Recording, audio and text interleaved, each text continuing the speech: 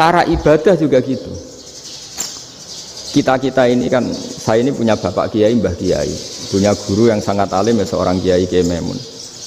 Itu dulu kita pengkaji ilmu itu tidak pernah tahu bedanya NU dan Muhammadiyah. Karena dulu Mbah Darwis itu, Kiai Dahlan itu dulu ngajinya bersama Mbah Hasyim ketika di Indonesia yang ngaji Mbah Soleh Darat.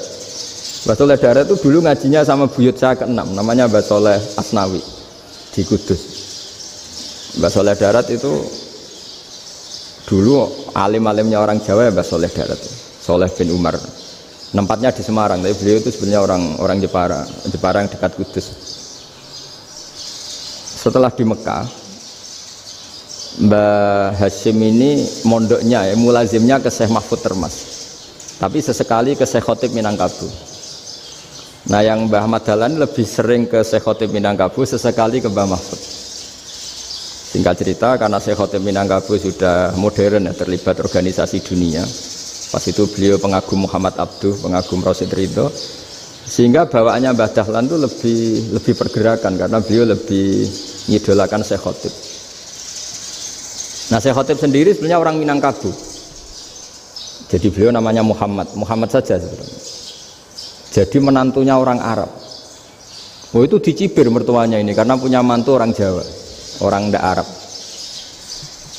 Singkat cerita terus si mertuanya bilang gini, kamu jangan pernah bilang kalau orang Arab itu mansa kanal Arab, orang yang bertempat di Arab.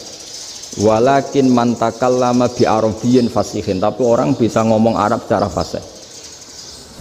Singkat cerita, kalau kamu tidak percaya, nanti suatu saat menantu saya kalau Jumatan, tidak usah kamu kasih tahu, langsung suruh jadi khotib. Nggak usah kamu kasih tahu, sarannya nggak usah kamu kasih tahu. Kalau sekarang kan enggak. Kalau dosen mau jadi khotib kan mengumpulkan materi dulu. Lucunya diantara materinya itu dari TV. Makanya jadi ribet kan khutbah sekarang. Kalau musim corona ya akan ngomong corona, musim apa yang ngomong apa. Jadi lagi-lagi didikte oleh media. Sebenarnya kalau ngomong kan sesuai kebutuhan umat, ini obatnya apa. Tapi enggak sesuai trending topik, itu kan kayak anak-anak gaul. Ini dokter kok gitu kan aneh. Singkat cerita, si khotib ini nggak dikasih tahu, saya Muhammad tadi nggak dikasih tahu, langsung disuruh khutbah. Fatakallama bikalamin fasihin, dia ngomong fasih sekali, bahkan ngalah-ngalahi fasihnya orang Arab asli. Semenjak itu beliau dapat gelar al-khotib, orang yang cakap berpidato berkhutbah. Makanya terus dia khotib al-Minangkabau. Jadi orang Indonesia itu luar biasa. Dulu yang namanya orang Indonesia di Arab Saudi itu dihormati sekali karena yang kesana itu pasti ulama, sudah alim di Indonesia kesana, termasuk Mbah Ahmad Dahlan, Mbah Hasyim dulu karena sama-sama muridnya Mbah Soleh Darat. Lama-lama yang kesana itu TKI TKW itu ya mulai agak dibully. Dulu Syekh Nawawi di antara ijtihad yang dihormati itu beliau mengkritik nyuwun sewu orang yang kan orang biasanya normalnya kan muji orang mati syahid, hebat orang mati syahid itu hebat gini. Oke, kita sepakat orang mati syahid itu hebat. Tapi kata Imam Nawawi dengan syarat niatnya itu li'ila'i kalimatillah dan itu bawaan takdir. Seorang lagi itu bawaan takdir, harus mati di medan perang. Tapi tidak boleh seseorang ini niat perang tapi niatnya supaya syahid. Karena kalau begitu berarti dia berniat supaya menjadi maktulal kafir, orang yang dibunuh orang kafir. Kedua, dengan dia mati berarti pasukan Islam berkurang. Berarti dia ingin pasukan berkurang, hanya ambisinya dia ingin langsung ke surga.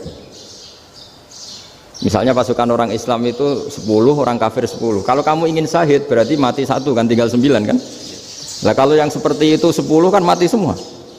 Gara-gara ingin syahid akhirnya perangi rapati tenanan, benang mati, benang mlebu swarga. Kata Syekh Nawawi, ya enggak. Kalau kamu perang sama orang kafir ya niat menang. Dengan niat menang ini kamu ingin li'ila'i kalimatillah. Tapi kalau kamu ingin syahid berarti kamu menuruti keinginan nafsu kamu yang cepat masuk surga. Itu orang Arab kagumnya bukan main. Karena di mana-mana orang itu dinilai dari niatnya. Paham ini ya? Tapi perang loh ya, dalam kondisi perang, bukan teroris. Perang itu artinya orang kafir yang ingin bunuh kita, itu perang namanya apa? Perang. Dulu orang cerita syahid itu hanya pokoknya syahid itu hebat, pokoknya syahid itu hebat. Syahid di medan perang itu hebat, pokoknya saya di medan perang hebat. Tapi ketika Syekh Nawawi memberi penjelasan ilmiah, jika kamu perang ingin cepat mati, ingin cepat syahid, artinya ini untuk pemenuhan diri kamu, karena kamu bayangkan langsung masuk surga. Kamu lupa bahwa dengan kamu dibunuh, kekuatan Islam berkurang.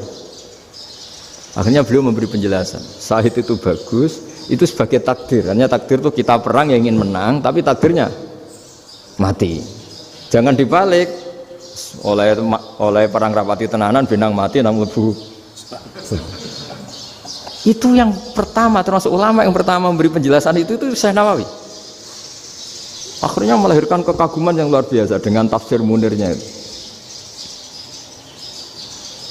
Terus beliau itu orang yang rileks kalau menjelaskan ilmu. Ini ya juga guru-gurunya Mbah Hasim, Mbah Guru sama Mbah Hasim sama Mbah Ahmad Dahlan Syekh Nawawi. Jadi dulu yang alim di Arab itu ada Syekh Nawawi, ada Syekh Khotib Minangkabau, ada Syekh Bakir Jogja, ada Syekh Mahfud Termas. Itu orang Indonesia banyak sekali yang alim.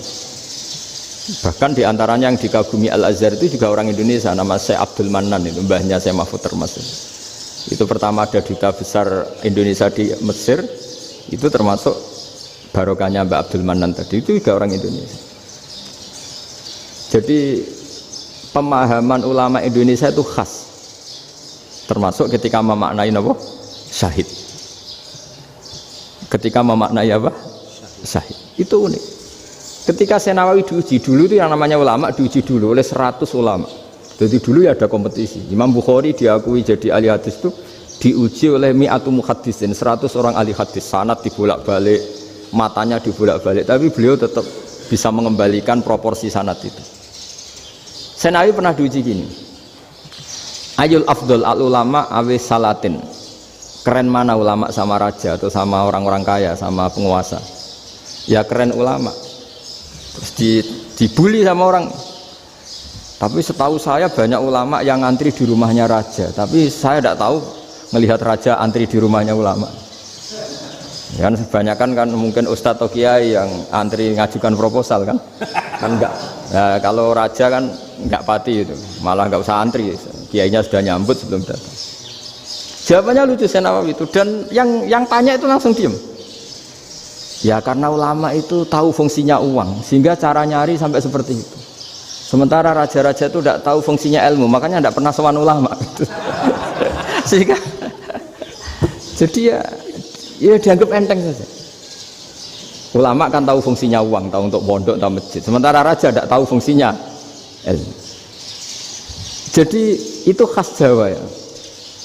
Khas Jawa, khas Indonesia. Apa-apa yang menurut orang banyak dengan tanda kutip itu buruk atau baik, itu orang Jawa menafsirkan tuh gampang saja. Sehingga semenjak itu Jawa itu dipandang betul. Saya punya kitab namanya Qadhayal Haji wal Umrah.